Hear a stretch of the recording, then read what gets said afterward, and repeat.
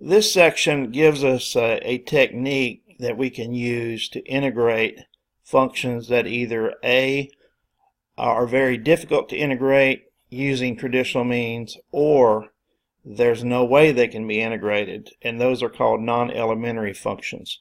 So there are some functions that can't be integrated. So in this video I'm going to show you two rules, the trapezoidal rule and Simpson's rule. Okay, so let's take a look at the trapezoidal rule. Now if you want to know more about the trapezoidal rule, you can Google it, but basically the trapezoidal rule, rather than finding the area under a curve using rectangles, this formula comes from using trapezoids. So, and then summing infinitely many trapezoids to get the area. And so anyway, so the formula goes kind of like this. The function must be continuous on the interval from a to b.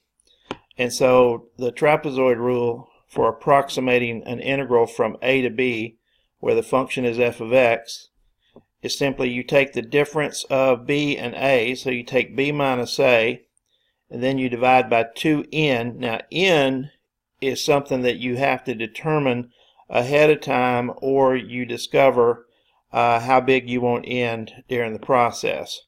But on the examples I'm going to give you, I'm going to actually give you a value of n. Now basically n is really just the number of subintervals that we're going to use. Okay, so now if you break your interval from a to b up into n subintervals, then what you're going to have is x naught's going to be your leftmost point, so that's actually going to be the same as a. And then when you determine your delta x, you'll go from x naught to x1, because that'll be your next value, and you're going to multiply 2 times f of x1, and then your x2 value, you're going to multiply 2 times f of x2, and 2 times f of x3, 2 times f of x4, and so on, until you get to f of xn, and f of xn is the rightmost endpoint. So xn is actually the same as b. Okay, now what I'm going to show you is I'm going to show you that I can evaluate or approximate the integral by using a finite number of these terms. But theoretically, if you let the number of these terms go to infinity, then this right hand side converges to this integral here. Okay, so I'm going to use one of those non-elementary integrals that we talked about. Square root of 1 plus x to the fourth does not have a formula to integrate this, and we're just going to integrate it from 0 to 1. So we're going to integrate this function from 0 to 1. And of course the function is continuous from 0 to 1. Okay, now I'm going to do this with n equal 4. You could do it with n equals 6 or n equal 8 or n equals 7 or whatever. But I'm just going to do it with n equal 4. Now n is 4, and my a value is 0, and my b value is 1. So to get delta x, remember delta x is just b minus a over n. So 1 minus 0 over n. So that's going to be 1/4 or 0.25. So my delta x is 0.25. That means the distance between my leftmost endpoint and the next endpoint is 0.25, and then the distance from that point to the next point is 0.25, and the distance from that point to the next point is 0.25, and so forth. So my interval here from a to b gets broken up into these subintervals. You'll have an interval that goes from 0 to 0.25. Then you'll have an interval that goes from 0.25 to 0.5. And then you'll have an interval that goes from 0.5 to 0.75. And then the last interval will go from 0.75 to 1. And so again, all I'm doing is just adding 0.25 to 0 to get 0.25. Then I add 0.25 to this to get the next value. Add 0.25 to this, get the next value, and so forth. Okay, now this is the formula, so I copied the formula down here. So basically we have to do b minus a over 2 times n, so that has to be out here. So if you do that, you take 1 minus 0, which is just going to be 1, over 2 times 4, which is 8. So it's going to be 1/8 out here. And then what you're going to do is you're going to evaluate the function at x0, the first point. So we're going to evaluate the function at 0, and then we're going to evaluate the function at 0.25, but for that one we're going to also multiply by 2, and then we're going to evaluate it at 0.5, and for that one we're going to multiply by 2, and then we're going to evaluate it at 0.75, and that one we're going to multiply by 2. So the inside values, all the functional values, get multiplied by 2, but the endpoints don't. So f of 0 is by itself, and then also f of 1 is by itself. Okay, so now all you do, since you know the function is square root of 1 plus x to the 4th, if you plug 0 into this, you'll just get square root of 1, so that would just be 1. And then if you plug 0.25 into this, you'll get square root of 1 plus 0.25 to the 4th, and then we're going to multiply that by 2. And then if you plug the 0.5 into this, you'll get 1 plus 0.5 to the 4th in the square root, and we're going to multiply that by 2. And then when you evaluate 0.75, you're going to get the square root of 1 plus 0.75 to the 4th, and we're going to multiply that by 2. And then when you plug the 1 in, you're going to get square root of 1 plus 1, which is square root of 2, and that's not going to be multiplied. Okay, so you just take square root of 1 plus 2 times this radical plus 2 times this radical plus 2 times this radical plus this radical, and I got to 6 decimals. I got 8.774364, and then when you multiply that by 1/8, you get 1.096975.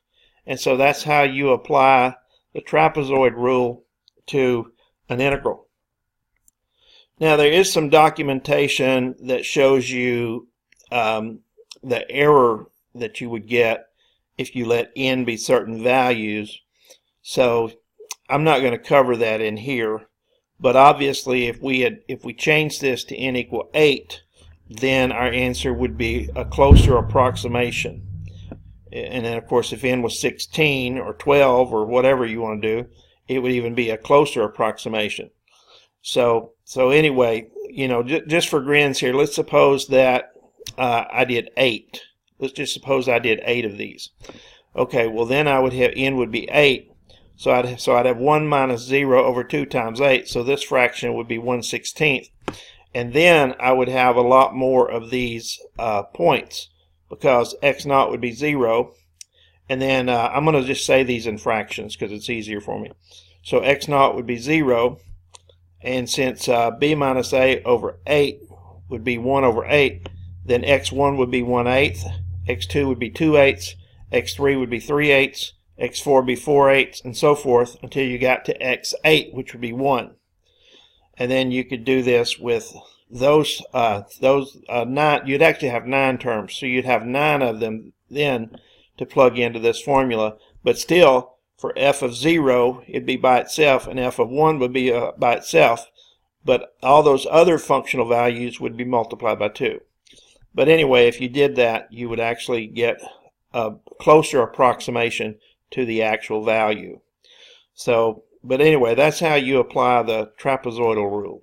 Okay, so in the next portion of this video, I'm going to show you how to do what's called Simpson's rule. Okay, so here's the formula for Simpson's rule. In Simpson's rule, you have b minus a over 3n, and I'll just quickly tell you that Simpson's rule comes from using pieces of quadratic functions or pieces of quadratic curves and finding the area under the pieces of quadratic curves that fit to your particular function. But you don't need to know that to apply Simpson's rule. So b minus a over 3n. Now here's what's tricky about Simpson's rule. First of all, n has to be an even integer in Simpson's rule. In the trapezoidal rule, it doesn't have to be even. But in Simpson's rule, n must be an even integer. Okay, so you have b minus a over 3n, and then you still have f of x naught for the left value, and you still have f of xn for the right value. In other words, f of a would be here, and f of b would be here. But for your middle, you start with 4 times f of x1, and then you alternate between 2 and 4. So it goes 4f of x1 plus 2f of x2 plus 4f of x3 plus 2f of x5 and so forth. And then you'll get, I think you'll always get 4 right here. And then you'll get f of, f of b there. Okay, so that's the rule. So now let's go ahead and look at an example using Simpson's rule.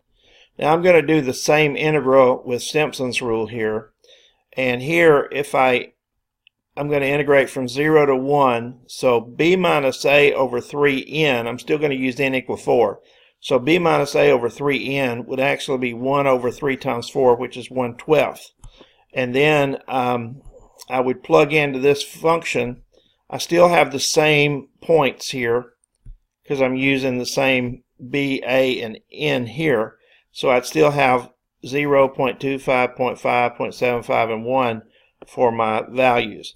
But when I put them in the formula, this time I do f of 0. And I didn't show you what they actually would come out to be. You'd actually have to plug these numbers in. But you would plug 0 into this, and that would be f of 0. Then you would plug 0.25 into this, but then you would multiply that by 4. Then you would plug 0.5 into this, but once you get that result, then you just multiply it by 2. Then you plug 0.75 into the function, and then you multiply that by 4. And then at the end, you get f of 1. And then you add these results up, and I got 13.072961. And then you multiply that by 1/12, and that gives me the answer 1.089413. So you can see, if you compare the two answers, 1.096975, 1.089413, well, which one would be better approximation? Well, it would be the Simpson's rule would be better, because actually if I had time to show you the geometry, you would see that the Simpson's rule loses less error than the trapezoid rule when you're adding up the regions. Now, if you tried to do this on some software, something like Wolfram Alpha Site, it'll give you this answer, but it's just using the same technique that we're using here. Okay, now I'll leave you with this integral, and I won't have time to cover it all, but you can see that I'm going to evaluate the integral of sine of x squared from 0 to 1 using the trapezoid rule with n equal 4. And then I'm going to evaluate the same integral using Simpson's rule with n equal 4. And so you're going to get the same values here.